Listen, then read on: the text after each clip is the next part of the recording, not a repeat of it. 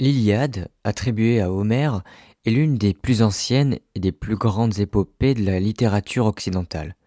Composée probablement au 8e siècle avant notre ère, elle s'inscrit dans la tradition orale des chants épiques transmis par les Aèdes avant d'être fixée par écrit.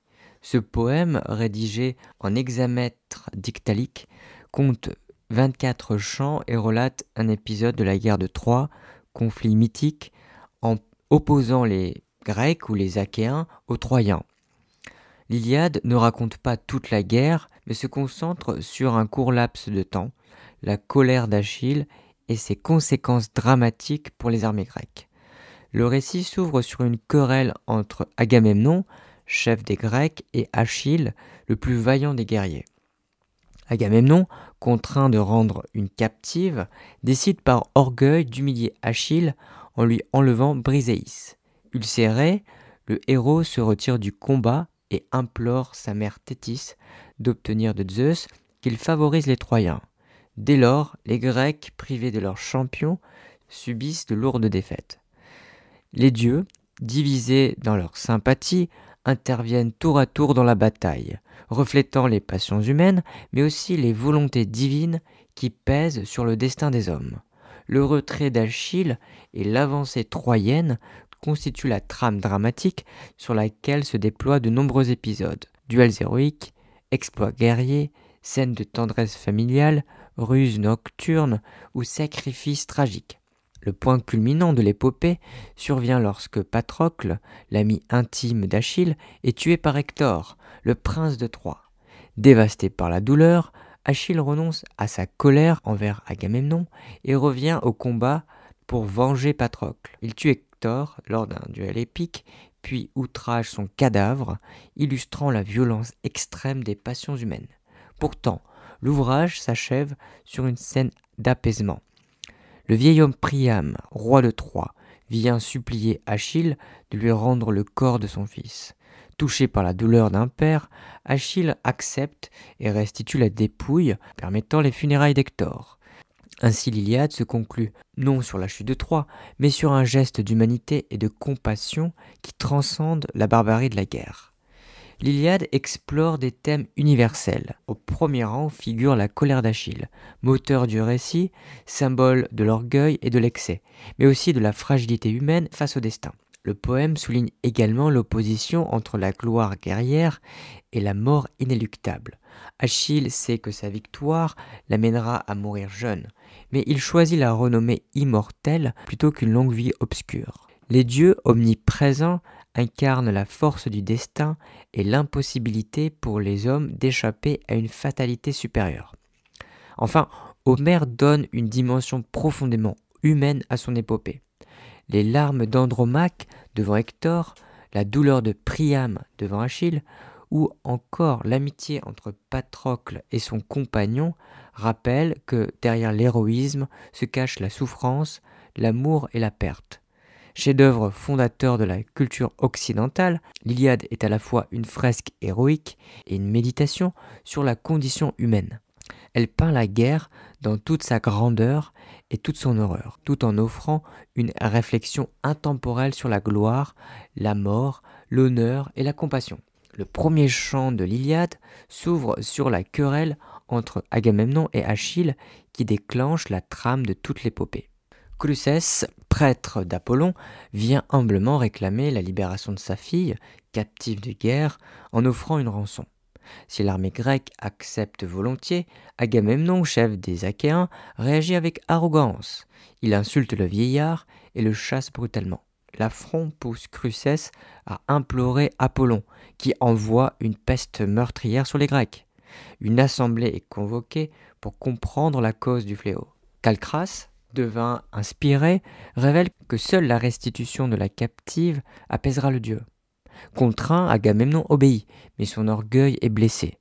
Pour affirmer son autorité, il décide d'humilier Achille en lui enlevant sa propre captive, Briséis. Cet acte de mépris pousse Achille à se retirer du combat, furieux et humilié. Le héros, conscient de son importance pour la victoire grecque, choisit de se venger, non pas par l'épée, mais par son absence. Il implore sa mère, la déesse Thétis, d'obtenir de Zeus qu'il accorde l'avantage aux Troyens. Ainsi, le chant 1 installe le thème central de l'épopée, la colère d'Achille, moteur tragique qui conditionne l'épopée de la guerre et annonce les désastres à venir. Le deuxième chant de l'Iliade s'ouvre sur une manœuvre divine. Fidèle à sa promesse faite à Thétis, Zeus cherche à favoriser les Troyens. Pour tromper Agamemnon, il lui envoie durant son sommeil un songe mensonger. Le roi des Achéens croit alors obtenir de Zeus l'assurance d'une victoire prochaine s'il engage immédiatement le combat. Convaincu par cette illusion, Agamemnon convoque l'assemblée des Grecs afin de préparer l'affrontement. Pour éprouver le courage de ses troupes, il imagine une ruse. Il leur propose de rentrer en Grèce, mais l'effet est désastreux. Les soldats, las de la longue guerre, se précipitent en foule vers leurs navires pour fuir le siège. La discipline se brise et l'armée menace de se disperser. C'est alors qu'intervient deux figures de sagesse et d'autorité. Ulysse, armé de son éloquence et de son sceptre, réprimande les guerriers et ramène l'ordre. Nestor, par ses conseils avisés, soutient Agamemnon et encourage les troupes à reprendre confiance. La fin du chant offre un long défilé des forces en présence. Homère dresse le catalogue des vaisseaux, véritable inventaire poétique qui recense les contingents grecs et troyens. Par cette énumération solennelle, il confère à l'épopée une dimension encyclopédique et héroïque, ancrant la guerre de Troie dans la mémoire collective. Le troisième chant introduit un épisode décisif où la guerre semble pouvoir se résoudre par un simple duel. Paris, prince de Troie, et responsable du conflit par son enlèvement d'Hélène, s'avance avec arrogance pour défier les Grecs. Mais lorsqu'il se trouve face à Ménélas, l'époux trahi, il recule lâchement, trahissant sa réputation. Hector, son frère, l'accable de reproches, le contraignant à assumer son rôle. Paris accepte d'affronter Ménélas en combat singulier. Le vainqueur emporterait Hélène et mettrait fin à la guerre. Avant le duel, Hélène est convoquée sur les remparts par Priam. Elle décrit au vieillard troyen les principaux chefs grecs, scène où transparaît sa nostalgie et sa culpabilité. Ce passage souligne l'ambivalence de son personnage, à la fois objet du conflit et femme déchirée entre deux mondes. Le duel commence. Ménélas prend l'avantage et aurait pu tuer Paris sans l'intervention des dieux. Aphrodite, protectrice du prince, le soustrait au combat et l'emporte dans sa chambre nuptiale. Là, elle oblige Hélène à rejoindre son époux, malgré le dégoût et la honte qu'elle exprime. Cet épisode illustre le rôle décisif des divinités qui faussent l'issue des affrontements humains et souligne l'opposition entre le courage héroïque et la lâcheté de Paris, instrument des dieux plus que véritable guerrier.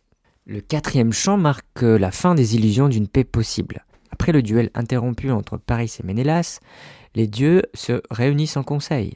Zeus, qui penche pour une trêve et une conclusion rapide du conflit, se heurte à l'inflexible volonté d'Héra et d'Athéna, hostile à Troie et déterminé à poursuivre la guerre jusqu'à sa destruction. Finalement, Zeus cède et permet aux déesses d'intervenir pour rallumer le combat. Athéna descend alors sur le champ de bataille et cherche un instrument pour rompre la paix fragile. Elle choisit Pandaros, un archer troyen. Trompée par la promesse d'une gloire éternelle, celle-ci décroche une flèche contre Ménélas, brisant ainsi l'accord conclu lors du duel. Bien que Ménélas ne soit que légèrement blessé grâce à l'intervention divine, l'incident suffit à ranimer les hostilités. La bataille reprend aussitôt avec une intensité redoublée.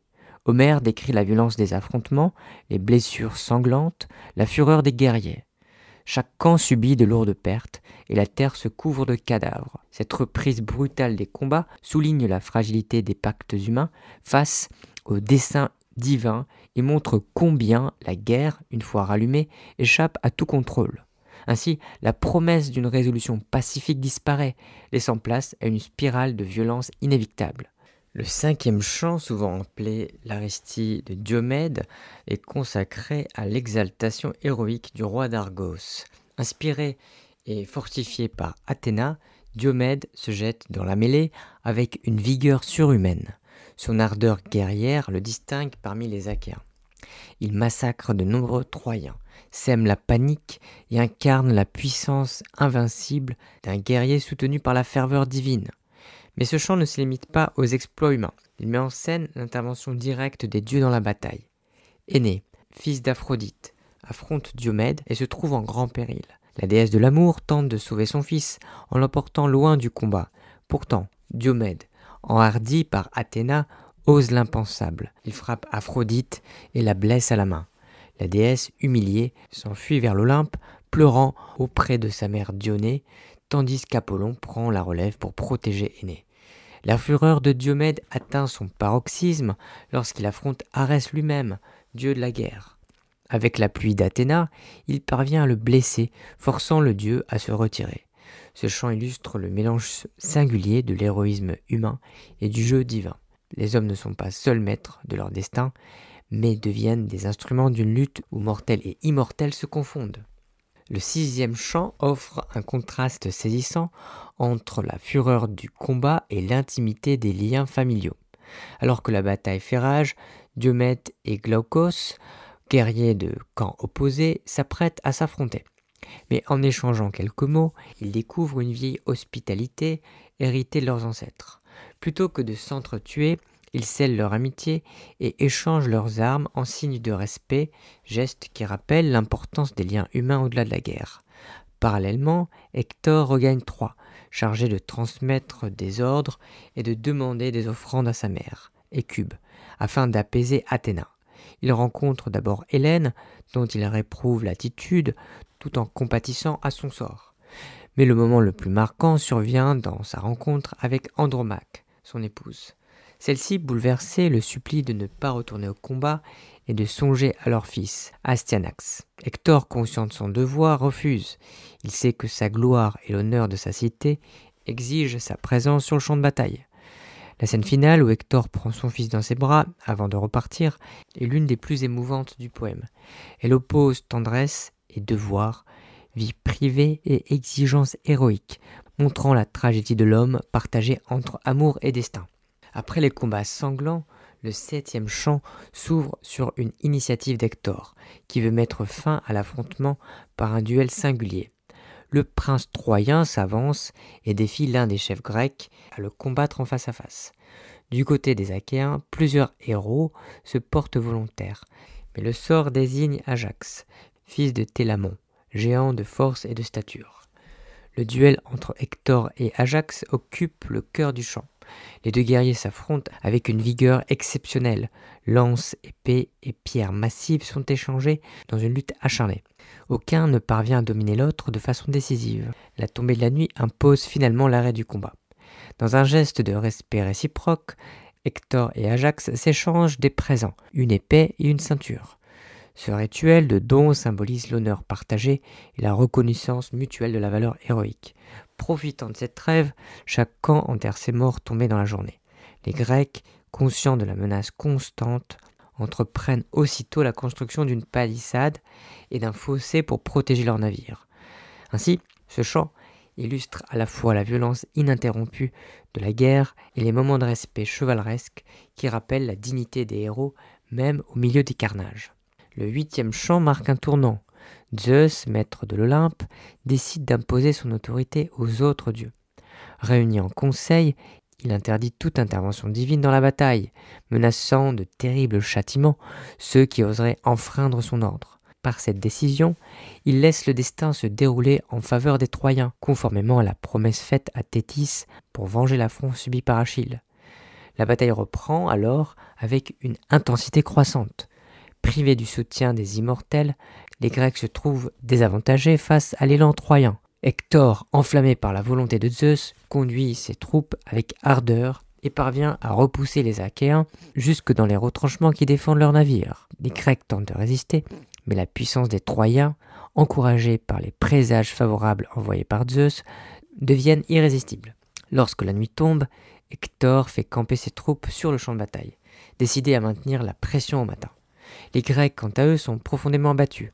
Retirés derrière leur palissade, ils redoutent que leur navire, ultime refuge, ne soit incendié par les ennemis. Ainsi s'installe un climat de désespoir chez les Achéens et annonce de sombres perspectives en attendant le retour du héros qu'ils ont offensé. Le 9e chant s'ouvre sur la détresse des Grecs, accablés par la supériorité troyenne. Agamemnon, désespéré et conscient de sa faute envers Achille, reconnaît la gravité de la situation. Dans un rare moment d'humilité, il accepte de restituer Briséis sans condition et propose d'offrir à Achille une multitude de présents somptueux, richesses, esclaves, chevaux et même la promesse de l'une de ses filles en mariage. Pour convaincre le héros offensé, une ambassade est formée. Ulysse, Ajax et Phénix, le vieux pédagogue d'Achille. Chacun à sa manière cherche à fléchir le cœur du guerrier. Ulysse expose les offres généreuses d'Agamemnon et rappelle l'honneur et la gloire qu'Achille gagnerait en revenant au combat. Phénix, en appelant au souvenir de leur lien affectif, insiste sur la valeur de la réconciliation et sur le rôle d'un fils adoptif qu'Achille doit jouer auprès de lui. Ajax, enfin, use de sa simplicité directe pour souligner l'urgence de la situation. Mais Achille reste inflexible. Sa colère l'emporte sur les promesses. Il affirme rejeter les biens matériels, la gloire même, et songe à retourner à Phthie pour mener une vie paisible. Seul Patrocle réussit à l'émouvoir, mais sans éteindre son ressentiment. La profondeur de la rupture annonce la catastrophe à venir. Le 10e chant, souvent appelé Dolonie, introduit une atmosphère nocturne, marquée par la ruse et la violence. Inquiets de la progression troyenne, les chefs grecs décident d'envoyer des espions afin de connaître les intentions de l'ennemi.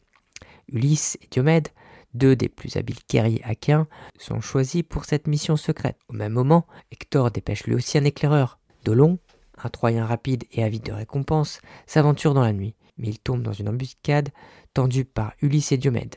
Pris au piège, Dolon tente de sauver sa vie en livrant de précieuses informations.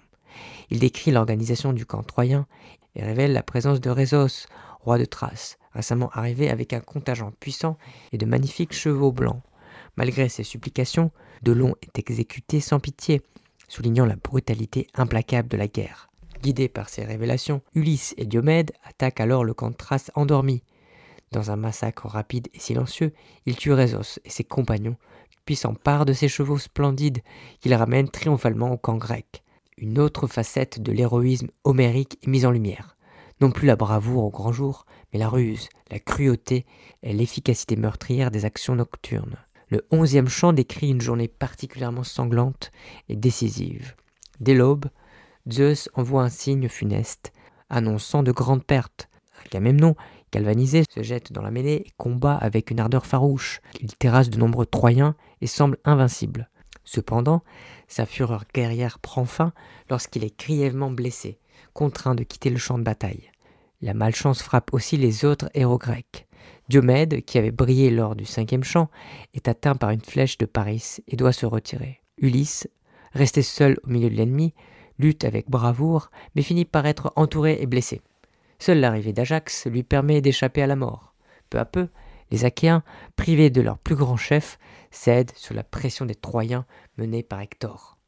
Dans cette atmosphère de désastre, Nestor joue son rôle de sage conseiller. Voyant l'armée grecque affaiblie et l'équilibre de la guerre basculer, il exhorte Patrocle à intervenir auprès d'Achille. Il lui suggère de convaincre son ami de sortir de son inaction, ou à défaut, de revêtir son armure et de mener les Myrmidons à sa place. Ainsi se prépare un drame, la mort de Patrocle, futur tournant de l'épopée. Le 12e chant se concentre sur l'assaut des Troyens contre la muraille dressée par les Grecs pour protéger leurs navires. Cette fortification, récemment construite avec fossés et palissades, représente la dernière défense des Achéens menacés de défaite. Encouragés par les signes favorables de Zeus, qui fait trembler le ciel de tonnerre, les Troyens redoublent de vigueur et s'apprêtent à briser l'obstacle. Au sein de l'armée troyenne, Polydamas, sage conseiller, prône la prudence. Il suggère de laisser leurs chevaux à l'arrière et d'avancer à pied, afin de mieux franchir les fossés et de ne pas s'exposer inutilement. Mais Hector, animé par son ardeur guerrière et sûr de l'appui de Zeus, rejette ses conseils. Sous son commandement, les Troyens progressent avec audace. La bataille est acharnée. Pierres et traits volent de part et d'autre. Les Grecs résistent avec désespoir depuis leur rempart. Finalement, sous la volonté de Zeus, Hector saisit une énorme pierre et parvient à briser les lourdes portes de la muraille. Les Troyens pénètrent alors dans l'enceinte grecque, ouvrant la voie vers les navires. Un tournant dramatique marque ce chant. La protection des Achéens est rompue et la menace de voir leurs vaisseaux incendiés devient imminente. Le 13e chant s'ouvre sur une lueur d'espoir pour les Grecs. Alors que Zeus détourne momentanément son regard, occupé ailleurs, Poséidon saisit l'occasion pour intervenir en faveur des Achéens. Le dieu de la mer, irrité par l'humiliation subie par l'armée grecque et inquiet du sort des navires, ranime le courage des guerriers. Sous son inspiration, les chefs retrouvent leur ardeur, et les troupes jusque-là découragées se redressent avec énergie. La bataille reprend alors avec une intensité féroce. Ajax, le fils de Télamon, se distingue par sa stature et sa force colossale. Il repousse les Troyens à coups de pierre et de lance, tenant une position cruciale au cœur de la bataille. Sa résistance héroïque redonne confiance aux Achéens, qui parviennent un instant à contenir l'ennemi. Mais Hector, fidèle à son rôle de chef et inspiré par la volonté de Zeus, continue de dominer le champ de bataille. Sa présence galvanise les Troyens, qui ne cèdent pas malgré les pertes. L'affrontement devient un équilibre précaire. Ni les Grecs ni les Troyens ne prennent l'avantage définitif. Une tension dramatique entre la volonté des dieux et la vaillance humaine s'établit, chaque camp luttant avec acharnement dans une guerre où la victoire reste incertaine. Le 14e chant met en scène une ruse audacieuse qui montre combien la guerre de Troie se joue aussi dans l'Olympe. Voyant les Grecs acculés et les Troyens menaçants, Héra décide de détourner l'attention de Zeus afin de donner un répit aux Achéens. Elle se part de ses plus beaux atours et emprunte à Aphrodite sa ceinture magique, symbole de séduction irrésistible. Embellie et parée, la déesse rejoint Zeus sur le mont Ida. Sous l'effet de la ceinture enchanteresse, Zeus succombe au désir et s'unit à Héra. Après leur étreinte, le maître de l'Olympe s'endort profondément, inconscient des événements terrestres. Profitant de ce sommeil divin, Poséidon reprend librement son action et redonne courage aux Grecs, ranimant leurs rangs et les incitant à reprendre le combat. La bataille s'inverse momentanément. Les Grecs, galvanisés, repoussent les Troyens et regagnent du terrain. Ajax parvient même à blesser Hector d'une lourde pierre, l'obligeant à quitter un instant le champ de bataille. Ainsi, grâce à la ruse d'Héra et au soutien de Poséidon, les Grecs reprennent un souffle d'espoir. Toutefois, cette victoire reste fragile, car le réveil de Zeus ne tardera pas à bouleverser à nouveau le cours des combats. Le 15e chant s'ouvre sur le réveil brutal de Zeus. Trompé par la ruse d'Héra et découvrant que Poséidon a profité de son sommeil pour soutenir les Grecs, le maître de l'Olympe entre dans une colère terrible. Il convoque les dieux et rappelle son autorité absolue. Nul ne doit contrevenir à sa volonté. Sous sa menace, Poséidon est contraint d'abandonner le champ de bataille et de se retirer dans les profondeurs marines. Zeus rétablit ainsi l'ordre cosmique et redonne l'avantage aux Troyens. Pour renforcer leur élan, il envoie Apollon leur prêter main forte. Le dieu de la lumière ranime Hector, affaibli par la blessure reçue la veille, et lui insuffle une vigueur irrésistible. Revigoré, le prince troyen reprend le commandement et enchaîne son armée avec une ardeur renouvelée. Les Grecs, privés du soutien divin, sont refoulés avec violence. Hector, soutenu par Apollon, frappe Ajax d'une lourde pierre, l'ébranlant grave. Dès lors, les Achéens reculent vers leurs navires, menacés d'être incendiés. Ce chant souligne la toute-puissance de Zeus et la fragilité des victoires humaines face aux caprices des dieux. La situation des Grecs paraît désormais critique, annonçant une catastrophe imminente si Achille persiste dans sa colère. Le 16e chant marque un tournant dramatique. Voyant les Grecs acculés et leurs navires menacés par les flammes troyennes, Patrocle, le plus cher compagnon d'Achille, ne peut plus rester inactif. En larmes, il supplie son ami de lui permettre de rejoindre la bataille. Achille, toujours fidèle à sa rancune contre Agamemnon, refuse de revenir lui-même, mais accepte que Patrocle conduise les Myrmidons sous son commandement. Il lui confie même son armure, afin que les Troyens croient voir Achille revenu au combat. Toutefois, il l'avertit solennellement. Il doit se limiter à repousser l'ennemi loin des navires et ne pas les poursuivre jusqu'aux murailles de Troie. Patrocle s'élance et son arrivée bouleverse le cours de la bataille. Les Grecs reprennent confiance et repoussent les Troyens avec violence. Patrocle se couvre de gloire, tuant de nombreux adversaires, dont Sarpédon, fils de Zeus, que les dieux eux-mêmes pleurent. Enivré par sa victoire, il oublie les avertissements d'Achille et poursuit Hector et ses alliés jusqu'aux portes de la cité. C'est alors qu'Apollon intervient. Il frappe Patrocle dans le dos et l'affaiblit. Le héros vulnérable est achevé par Hector, qui le dépouille de l'armure d'Achille. La mort de Patrocle marque un moment décisif. Le 7e chant est entièrement consacré à la lutte acharnée autour du corps de Patrocle, tombé sous les coups d'Hector. La mort du compagnon d'Achille devient l'enjeu central du combat, car chaque camp veut s'approprier sa dépouille, symbole de gloire et de prestige. Hector, qui a tué Patrocle et s'est emparé de l'armure d'Achille, tente de conserver le cadavre pour l'exposer comme un trophée. Mais les Grecs, menés par Ajax et Ménélas, se battent avec une ardeur désespérée pour protéger leur ami défunt. La mêlée devient particulièrement violente. Les Troyens, galvanisés par Hector, redoublent d'efforts pour s'emparer du corps, tandis que les Achéens forment un rempart humain autour de Patrocle. Le champ de bataille se transforme en un lieu de carnage où les héros rivalisent de courage et de férocité. Les dieux, eux aussi, suivent avec attention l'issue de la lutte. Apollon encourage les Troyens, tandis qu'Athéna renforce les Grecs. Malgré leur ardeur, les Achéens ne parviennent pas à ramener le corps à l'abri, mais ils empêchent Hector de s'en emparer totalement. Au-delà de la mort, l'honneur se joue dans la possession de la dépouille. Le 18e chant s'ouvre sur la terrible nouvelle. Antilope annonce à Achille la mort de son compagnon bien-aimé, Patrocle. À ces mots, le héros est submergé par une douleur incommensurable. Il s'effondre dans le sable, pleure, se lamente, et ses cris retentissent jusque dans l'Olympe. Sa douleur est si intense que même sa mère, la déesse Thétis, l'entend au fond de la mer et accourt auprès de lui. Dans son désespoir, Achille prend une décision fatale. Il retournera au combat pour venger Patrocle, bien qu'il sache que cela scellera sa propre destinée. Il accepte son sort, préférant mourir jeune, mais couvert de gloire, plutôt que de vivre longtemps sans honneur. Cette résolution marque un moment clé de l'épopée. La colère d'Achille se transforme en une soif de vengeance et en un choix conscient de la mort héroïque. Thétis, bouleversée, promet de l'aider. Elle se rend auprès d'Héphaïstos, le dieu forgeron, qui accepte de fabriquer pour Achille de nouvelles armes dignes de lui. Le poète décrit avec magnificence la confection de l'armure et surtout du bouclier. Ce dernier, orné de scènes représentant le monde entier, villes, travaux, fêtes, guerre et paix, devient une véritable fresque cosmique. Ainsi, Homère élève l'objet au rang de symbole universel, reliant l'épopée des hommes à l'ordre de l'univers. Le 19e chant marque la fin de la querelle qui avait ouvert l'épopée. Devant la gravité de la situation et la mort de Patrocle, Agamemnon et Achille acceptent de se réconcilier. Lors d'une assemblée solennelle, Agamemnon reconnaît son erreur et affirme que sa faute était due à l'aveuglement envoyé par Zeus. Pour prouver sa bonne foi, il restitue Bréséis à Achille et lui offre de nombreux présents. Bréséis, ramenée dans la tente du héros, pleure sur le corps de Patrocle, car elle aussi avait trouvé en lui un ami et un protecteur. Mais Achille, consumé par la douleur, reste indifférent à son retour. Ce n'est plus la querelle qui l'anime, mais le chagrin et la vengeance. Dans cette atmosphère de deuil, Achille décide de reprendre les armes. Il refuse même de prendre de la nourriture. Seule sa rage le soutient. Les dieux eux-mêmes s'émeuvent de sa douleur, et Athéna verse dans son corps un nectar divin pour lui donner des forces. Le chant se termine par les premiers rites funéraires rendus à Patrocle que son ami a juré d'honorer. L'heure est venue pour Achille de revêtir sa nouvelle armure forgée par Héphaïstos et de retourner au combat. La tragédie approche de son paroxysme. Le 20e chant s'ouvre sur une décision de Zeus qui annonce l'apogée des combats. Afin de contenir la fureur d'Achille revenu sur le champ de bataille, il autorise tous les dieux à prendre parti librement pour soutenir leur camp.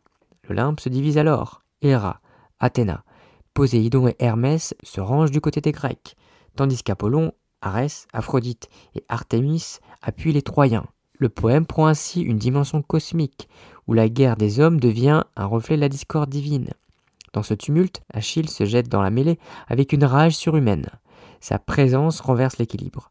Partout, il sème la mort et la terreur, fauchant les guerriers troyens les uns après les autres. Sa soif de vengeance pour Patrocle fait de lui une force irrésistible, presque inhumaine. Un moment saisissant survient lorsqu'Achille affronte Énée, le vaillant fils d'Aphrodite. Le duel promet d'être décisif, mais Poséidon, respectant le destin, intervient pour sauver Énée, car les dieux ont décrété qu'il survivrait à la chute de Troie et fonderait une lignée illustre. Arraché à la mort, Énée est transporté loin du combat. Ce chant illustre la toute-puissance d'Achille, mais rappelle aussi que par-delà les exploits, c'est le destin fixé par les dieux qui triomphe toujours. Le 21e chant déploie une violence sans limite et une dimension presque surnaturelle. Achille, désormais revenu au combat, poursuit les Troyens jusque sur les rives du fleuve Scamandre. Pris de fureur, il y massacre sans pitié des guerriers en fuite, jetant les cadavres dans les eaux sacrées. Le fleuve, souillé par tant de morts, s'indigne de cette profanation et se dresse contre les héros. Scamandre, personnifié en Dieu, lance ses flots déchaînés pour submerger Achille. Le guerrier, un instant accablé par la puissance des vagues, lutte pour ne pas être englouti.